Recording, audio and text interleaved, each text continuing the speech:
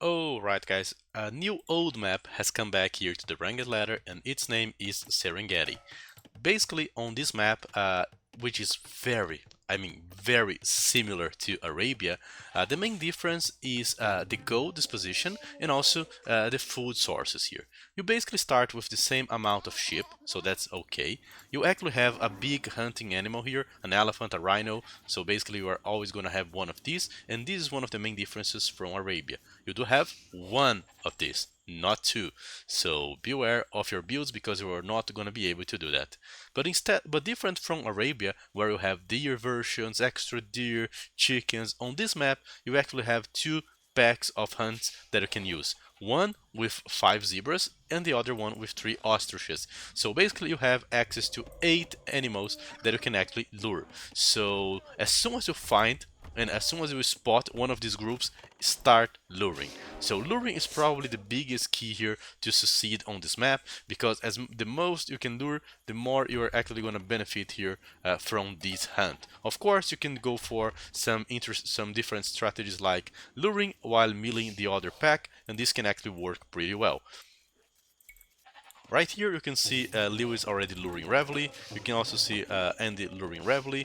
Let's also now talk about the goat, and later we talk about the forest. Regarding the goats, you actually start with 2 piles of 4 goats, very close to your TC. So instead of your main goat, you have two 4-tile goats, and then you also have a third goat of 4 tiles. This will always be like that. What actually changes here on this map is actually the extra goats. Instead of having only like 2 extra goats like in Arabia, you are going to find several spots of 2 tile of goats on the neutral areas of the map. For example, on this example, players are on the bottom and on the right side of the map. So all the extra goats are scattered here on the top and on the left side. So basically, when you are playing on Imperial Age, try to expand, making TCs, making castles, towers, and you are actually going to be able to benefit a lot from this gold. Because of this amount of gold, you can even consider to take out the map control and play like full gold compositions, like double gold compositions, such as Arbalest plus Cavalier, and things like that. So basically, that's a very good idea. For this reason, I think that civilizations such as the Franks, which can actually go revving into like paladins and throwing X-Men and play this composition for a long time, are actually going to succeed. So that's basically one of my advices. Regarding strategy, you can pretty much play whatever you do like to play in Arabia. I mean, archer opening, scout opening, but there's one thing that I still don't know how it's going to work, which is actually the drush. You do have a lot of food, but you actually have to commit your scout with luring. As you can see, we're talking about both players already on the way to the feudal age, and they are heavily committing here with scouting. Another thing that I think that's worth mentioning is that the woods here, the trees are a bit scattered. So I recommend that you use some mods like smaller trees and in the grid mod to to actually be able to see where you should wall in the wood line. If you are unsure if you walled or not, just click a villager, for example, and send him to the other side. If there's a hole in the wood, the villager is gonna go through this way. If there's no hole, the villager is just gonna try to go around. So pay attention on your walling, because this is one of the challenges of this map. For example, this is a wood line, but we would have to complete the tiles between the trees in order to be fully walled, and that can be a bit challenging and honestly a bit annoying on the beginning, but you're probably gonna get the idea on how to do it. Let's take a look here, for example, on Lewis wood line. There are a lot of holes. So right here you can see that militias can go through the wood lines. Of course, he's not going to take the risk. He cannot go and access the wood from this side, but he can still access the wood from the other side.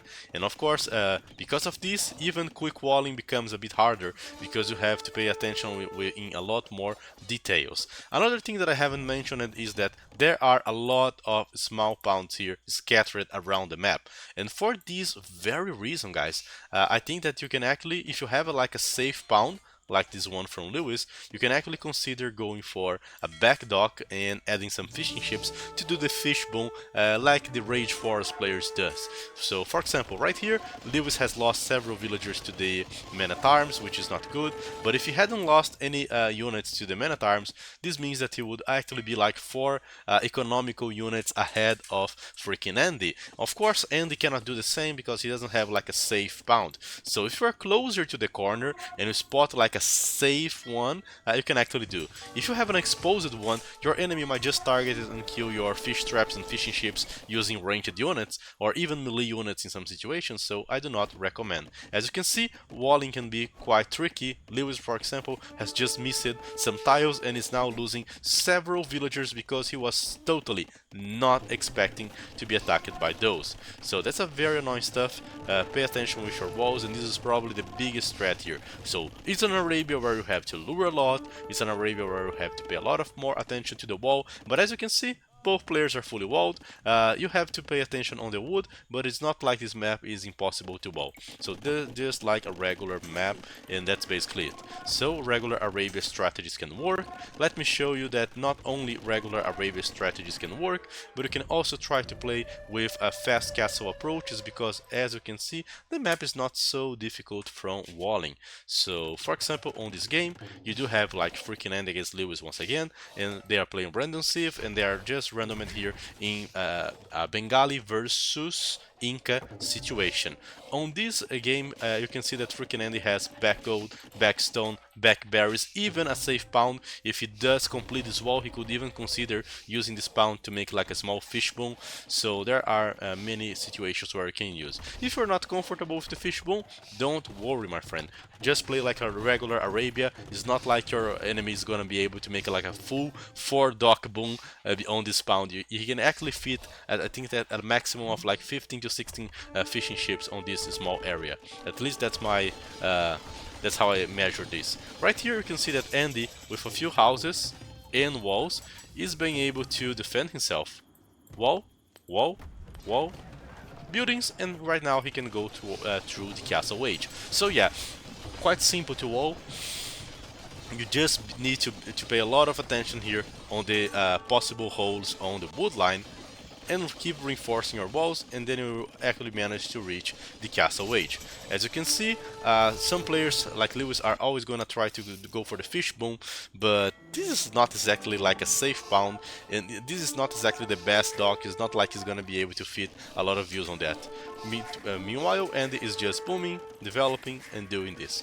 So guys, that's basically the map. That's basically an Arabia with some small differences. So most of the civilizations and most of the strategies that you do use in Arabia are probably going to be used here as well. But to be honest, despite how annoying it might look to wall, this map seems a lot more wallable than a regular Arabia, depending on the generation. Right here, I can see that both players are kind of walled here, and I do not see much difficulties in walling on this map. So go for the walls, go for a regular play. Do you want some good civilizations to use if you do not like to lure? Even if you like, or if you do not like to lure. Mongols should be great because of the amount of hunt that you can actually lure, but also that's going to be quite challenging to keep luring at the same rate that you are using the food. You can go for civilizations like the Georgian, Armenian, and the Japanese, because Georgian and Armenian will have the mule cart, so you can just like choose to lure one group and just hunt the other using the mule cart. And of course, with Japanese, you can just choose to go for like multiple mules to try to get most out of the map. Let's go for another game here and take a look how players are playing this map when they actually choose to go for big civs. Right here we have a Mongol war. So yeah, players are actively going for the Mongols. As you can see, the boar is already on the TC from Good Game. He has already started to lure, and he is luring some ostriches. Some different openings like the drush, as I said, are still possible despite the challenge of luring. That's actually a blind spot from your opponent. His scout is probably committed to luring, so you can actually surprise him with an early Dark Age drush here, an early drush like the one Good Game is doing. What about the deer stark? How do you deal with that? Well, we can just lure the small group like he did. He just lured the 3 ostriches, and now he can just later send villagers to take the zebras with a meal. The problem is that you're probably going to be taking those zebras a bit too late. So that's the only issue here. But of course, the good side is that you are just going to surprise your opponent, getting him in a blind spot like this guy's doing, and that can actually cost several villagers. Right here, this at least to me, seems like a very successful drush. He is managing to kill at least 2 villagers, and honestly, if you kill like a single villager in a drush, that's a great game. So that's actually a very valid approach right here. This guy has like 2 views ahead of his opponent, and he's just milling the zebras. The problem with that is that you can actually get counter-attacked. For example, you can see that Not Zombie just lost 2 villagers, but he is already starting to go for the scouts because he did went for the feudal age up. So Good Game is still trying to counter his opponent, but his villagers are still exposed and you cannot wall zebras. You can of course wall your berries, you can of course protect your wood with palisades as well, but getting milling these units a bit late can actually include the risk of ending up losing the units. So yeah, Mongol can be good, but I don't think they are like OP.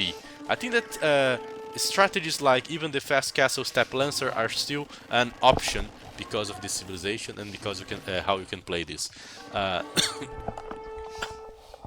apart from that, guys, any Arabia approach, playing Mesosibs, playing Mayan, playing Mongols, playing Huns, playing Georgians, playing whatever you do like to play, is probably gonna work. On this stage of the game, we're pretty much watching a regular Arabia, and I think that I couldn't yet find an example where the guys went for like full gold compositions using and trying to expand and use all the extra golds. Also, because of the extra golds, civilizations that benefit more from collecting it can actually have a good game. I can think of Franks, I can think of Hindustanis. Hindustanis can be really good. You can just play with like camels, cavarchers, and then you just start collecting the multiple amount of golds to transition into hand cannoneer. As long as you have gold, some civilizations are really good to play on an Arabia situation, and that's basically the idea of the map. So I hope you guys tried out your strategies here on Serengeti. I hope you guys lure a lot and you have a lot of fun on the map. If you have seen anyone doing a different build, a different strategy, or something very unique on this map, please reach me out, email me, comment on the video. I will surely try to cover it up and update this map overview. That was it, Serengeti.